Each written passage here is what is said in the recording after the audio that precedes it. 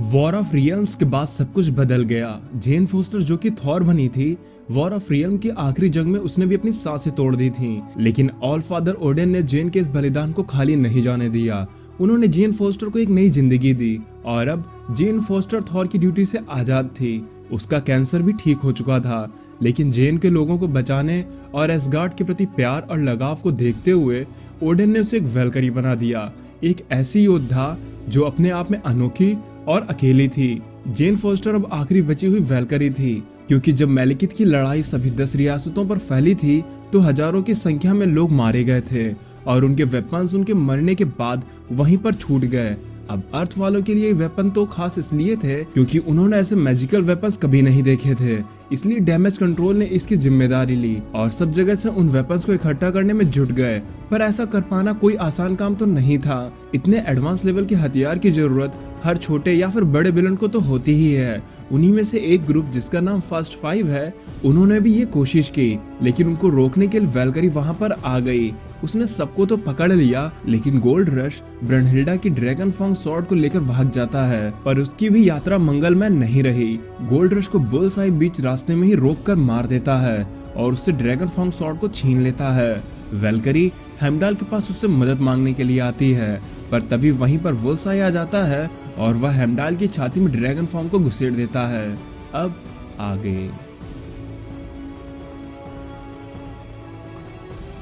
Heimdall जमीन पर पड़ा दर्द से कराह रहा था। जेन सोच रही है कि हेमडाल ने बुल्सआई को आते हुए कैसे नहीं देख पाया, पर ऐसे होने का कारण साफ था, ड्रैगन फैंग स्वॉर्ड, जिसकी मदद से बुल्सआई खुद को हेमडाल की नजरों से छिपाने में कामयाब हो गया था।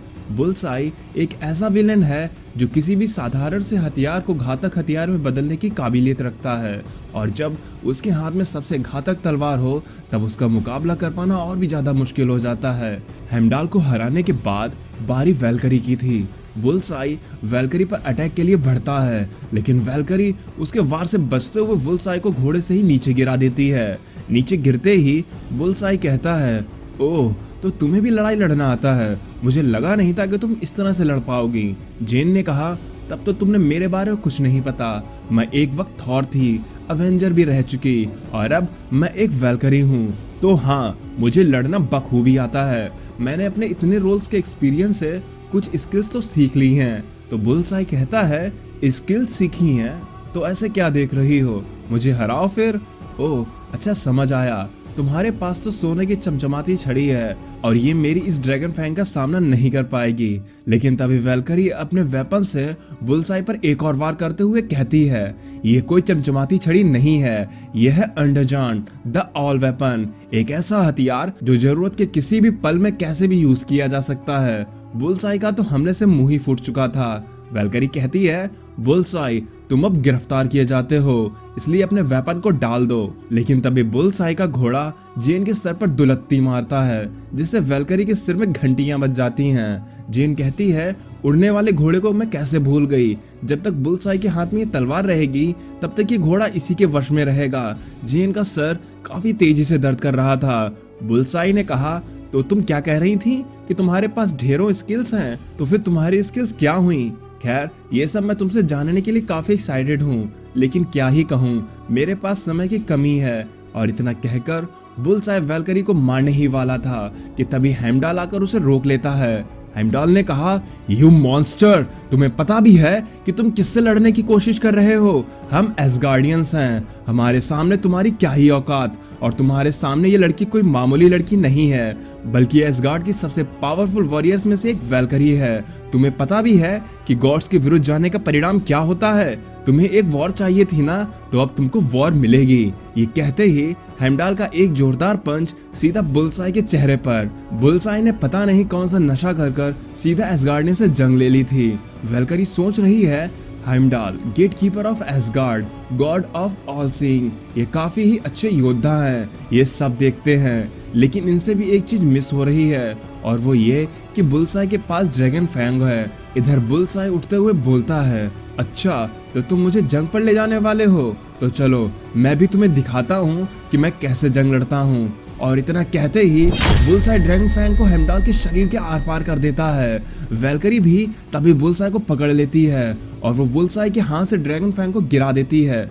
वैल्करी कहती है, यू बास्टर्ड, तुम्हें इसकी कीमत चुकानी पड़ेगी। बुल्साई ने काफी बड़ी गलती कर दी थी। बुल्साई ने कहा, ओके लेडी, आराम से, जरा कसके मेरे गले को ना दबाओ। मैं जानता हूँ कि तुमने मुझे अच्छे से पकड़ रखा है, लेकिन अब जरा तुम इसे पकड़ कर दिखाओ। और इतना कहकर बुल्साई हेमडाल को लात मारकर उस बिल्डिंग से नीचे गिरा देता है। वैल्करी भी बुल्साई को छोड़कर हेमडाल की तरफ उसे पकड़ने के लिए नीचे कूद जाती है। हेमडाल स्पीड से नीचे गिरता जा रहा था, जहाँ डेथ हेमडाल का ही इंतजार कर रही थी, लेकिन वैल्करी हेमडाल को जमीन से टकराने से पहले ही अपने अंडरजान से पकड़ लेती है। वैल्करी हेमडाल से कहती है, आप काफी घायल हो गए हो, मैं आपको अभी हॉस्पिटल ले जाती हूँ। हेमडाल रोकते हुए कहता है, जेन, अभी ये समय नहीं है। उसके हाथ में अभी भी ड्रैगन फैंग है। वो काफी पागल किस्म का इंसान है, उसे लोगों को मारना पसंद है, और अगर ऐसे इंसान के हाथ में ड्रैगन फैंग ज्यादा देर तक रहेगी तो तुम नहीं जानती हो कि वो क्या कर सकता है। इसीलिए तुम उसे रोको, इससे पहले कि वो इस पवित्र तलवार को कलंकित कर दे। हेमडाल का ऐसा बोलना लाजमी भी था, क्योंकि जब वैल्करी अपने चारों तरफ देखती है तो उसे अपने ठीक सामने इंसान के ऊपर डेथ साफ नजर आती है। वैल्करी अपने वेपन से तुरंत ही उस इंसान को उसी जगह से खींच लेती है। उस आदमी के हटते ही उस जगह पर ड्रैगन फैंग आकर हिट होती है। वैल्करी की फुर्ती की वजह से इसकी जान बच गई थी। ड्रैगन फैंग को देखकर जेन यही सोचती है कि चलो, इस बेवकूफ ने ये तो अच्छा किया कि ड्रैगन फैंग उस बुल्साई के हाथ से जा चुकी है। जेन जैसे ही शॉट को लेने जाती है कि बुल्साई की एक सीटी की आवाज से ड्रैगन फैंग सीधा बुल्साई के हाथ की तरफ उड़ जाती है। ये ठीक वैसे ही था जैसे म्योनिर को फेंकने के बाद थॉर उसे अपनी तरफ बुला लिया करता था। वैल्करी ये देखकर काफी शॉक्ड थी कि बुल्साई ड्रैगन फैंग को इतनी अच्छी तरह से कैसे यूज कर रहा था, लेकिन वहीं दूसरी ओर बुल्साई भी अपने घोड़े पर सवार होकर वैल्करी को ही मारने के लिए आ रहा था। बुल्साई कहता है, नंबर तो तुम्हारा भी आएगा, लेकिन पहले जरा अपने आसपास लोगों को देखो। तुम बताओ, तुम इनमें से किसे पहले बचाना पसंद करोगी। जेन जब आसपास देखती है तो वहां मौजूद लोगों के ऊपर उसे डेथ नजर आने लगती है। जेन समझ गई कि इन सभी की जान अब खतरे में है। वैल्करी ये बात जानती थी कि एक साथ इतने लोगों को बचा पाना मुश्किल काम होगा, पर अगर सीधा बुल्साई को ही रोक दिया जाए तो इन लोगों की जान बचाई जा सकती है। इसलिए वो बुल्साई की तरफ बढ़ती है। जेन की आंखों में आंसू थे, क्योंकि वो इसका अंजाम जानती थी। जेन कहती है, मुझे माफ कर देना ब्रनहिल्डा, मैं तुम्हारी शॉट को नहीं बचा सकी, लेकिन हाँ, मैं उसका नाम इस आदमी के हाथों बिल्कुल भी खराब नहीं होने दूंगी। वैल्करी अपने अंडरजान को एक गॉन्टलेट में बदलने लगती है। वैल्करी का ये हथियार उरू मेटल से बना था, जिस पर ओडिन की इंचेंटमेंट थी। बुल्साई कहता है, अपनी मौत को सामने देखकर तुम रो क्यों रही हो? तो वैल्करी कहती है, ये आंसू किसी की मौत के लिए नहीं है। और इतना कहकर ड्रैगन फैंग और अंडरजान आपस में टकरा जाते हैं, जिससे एक जोरदार रोशनी और आवाज होती है, और इसके साथ ही ड्रैगन फैंग टूट जाती है। बुल्साई ये देखकर काफी हैरान रह जाता है कि ड्रैगन फैंग कैसे टूट गई, लेकिन वैल्करी इस वक्त काफी गुस्से में थी, क्योंकि उसकी फेवरेट वैल्करी की स्वॉर्ड ड्रैगन फैंग उसकी वजह से टूट चुकी थी। वैल्करी जोरदार पंच मारकर बुल्साई को ढेर कर देती है। बुल्साई भी वहीं पर बेहोश हो जाता है। अब कोई भी खतरा नहीं बचा था। वैल्करी हेमडाल के पास आती है। हेमडाल की हालत काफी ही खराब हो चुकी थी। हेमडाल कहता है, वैल्करी के रूप में तुमने आज बहुत अच्छा काम किया है, मैं काफी इम्प्रेस हुआ। वैल्करी कहती है, मैं आपको अभी हॉस्पिटल ले चलती हूँ, आप कम बोलिए और खुद को शांत रखने की कोशिश करिए। जिस पर हेमडाल कहता है, नहीं, अब बहुत हो गया, मेरा अंतिम समय आ चुका है। मैंने बहुत कुछ देख लिया, मैंने कई जंगें, एसगार्ड का बनना उजड़ना सब कुछ देखा, और ऐसी भी कई सारी चीजें देखी जिसने मुझे अच्छा और बुरा दोनों तरह का फील करवाया।